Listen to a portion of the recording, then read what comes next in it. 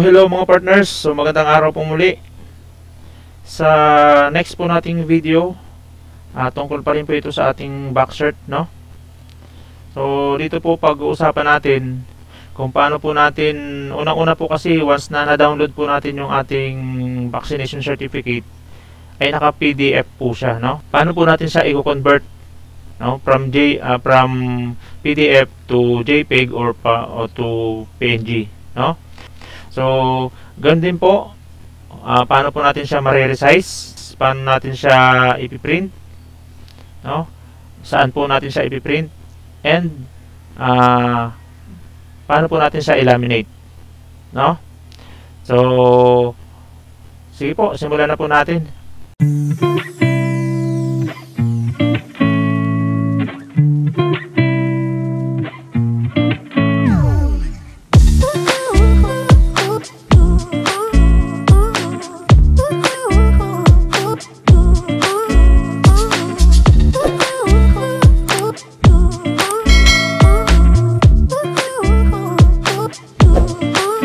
So una po, no, mabanggit ko lang po, napanood ko po kasi doon sa balita po sa TV na ang DILG and ITF, no, hindi po pinapayagan yung gagawin pong PVC, yung mga vaccination certificate, no, i-resize, then totally po talagang parang iniiba po nila yung itsura ng vaccination.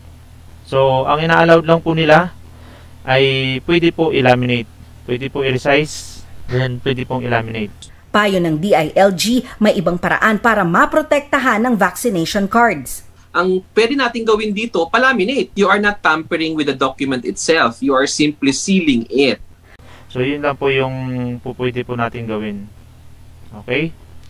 So, unang-una, so sabi ko nga po, once na nag-apply po tayo ng vaccination certificate at magda-download po tayo, pag na-download po natin is ganito po siya, PDF file, no? So ano pong gagawin natin para ma-extract po natin yung JPEG file or ma-convert po natin siya into PNG. So ang gagawin lang po natin, unang-una dapat po meron po tayong Adobe Acrobat Reader, no? Since ako po ay nakapag-download na po, i-search nyo lang po sa internet, no? Mag-download na po kayo ng Adobe Acrobat Reader para ma-open nyo po yung mga PDF at madali lang pong ma-convert yung mga ganyang files into JPEG or PNG. So, ganito po gagawin natin, no? So, i-click lang po, right-click yung ating PDF file.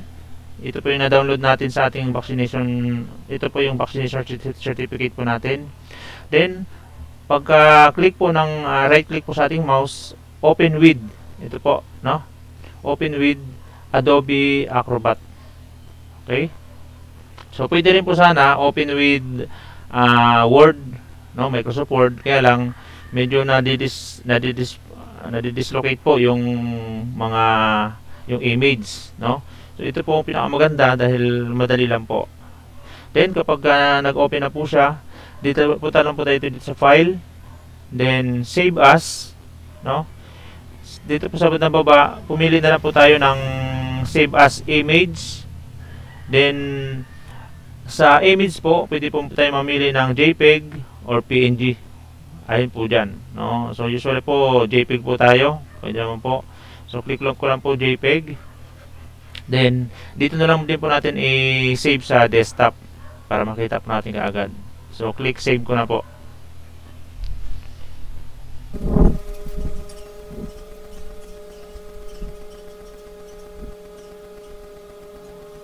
So yun, na-save ko na po.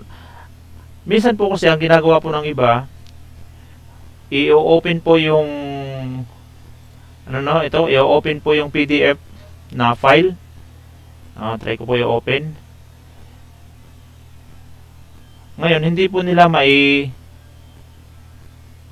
po nila mai-save, no? Pwede po nila mai-print. Ang problema po, paano po i-resize? So, hindi po natin ma-resize. So, ang ginagawa po nila, lalo na po yung mga nag-o-open sa cellphone, in-screenshot po nila. Kung tutusin po, napakalaki po ng file size nitong picture na to, kasi image na po siya, no? Napakalaki po ng file size niyan. Kung tutusin, kahit po i-resize natin yan, paliitin natin, malinaw pa rin po siya. Pero kapag ginawa po natin, in-screenshot po natin siya sa cellphone, lalo na po kung sinend pa sa Messenger, dumaan pa sa Facebook, nawawala na po yung kanyang resolution, no? Yung pagiging malinaw po niya nawawala na, lumiliit na po yung kanyang resolution. So ang nangyayari, kapag ipiprint po siya, hindi na po mababasa kasi masyado pong maliliit yung mga details po nito. Okay? Okay? So hindi po dapat ganun ang gagawin. Kailangan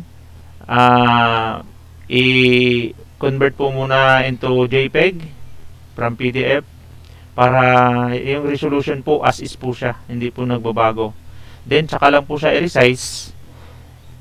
So yun naman po yung gagawin natin, i-resize naman po natin yung picture.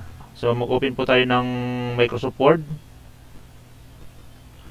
Open na po tayo yung blank documents.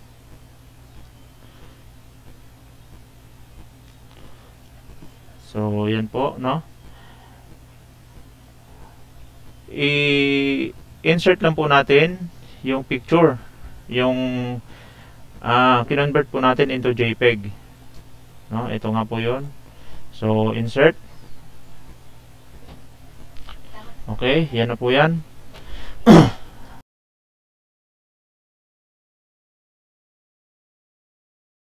So click lang po natin yung image, no?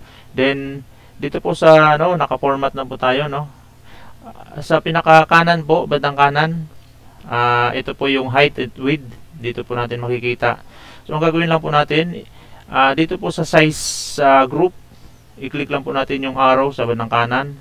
Then be sure na yung height po or itong lock aspect ratio and relative to original picture size ay naka-check po yan pareho, para yung ratio po niya ay nakalock, no?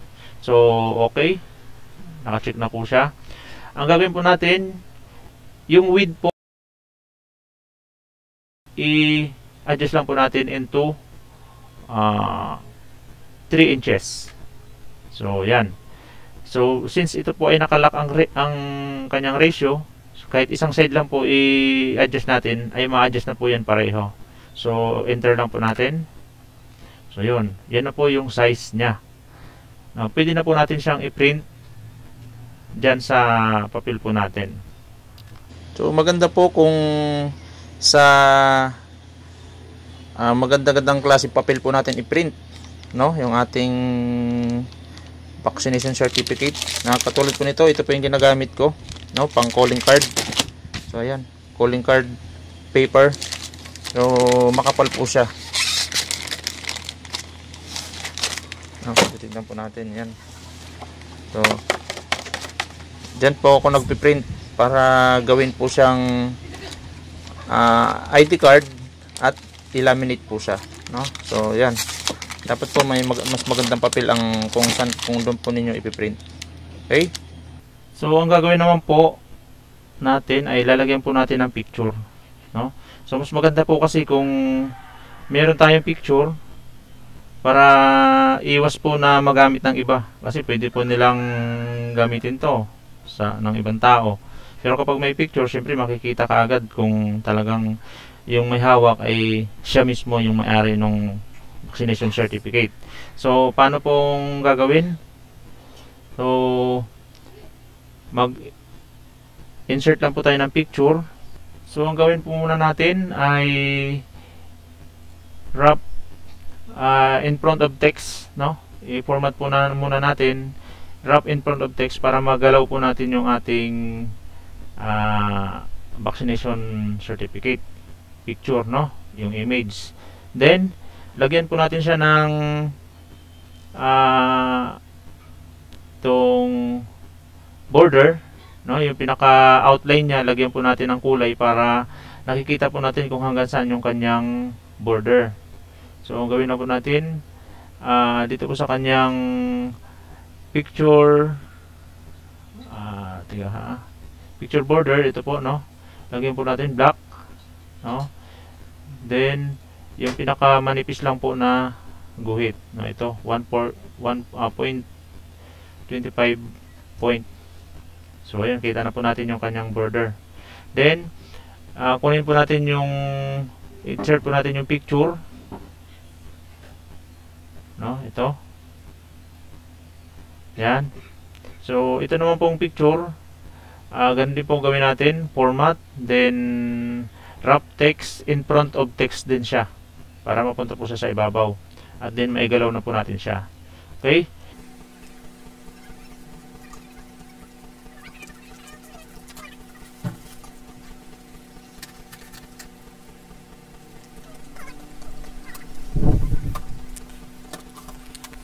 So yan, okay na po. Then ready to print na po siya. I-print po natin dun sa papel na medyo magandang klase. Then once na na-print na po natin, kung meron po tayong laminator, i-laminate na po natin.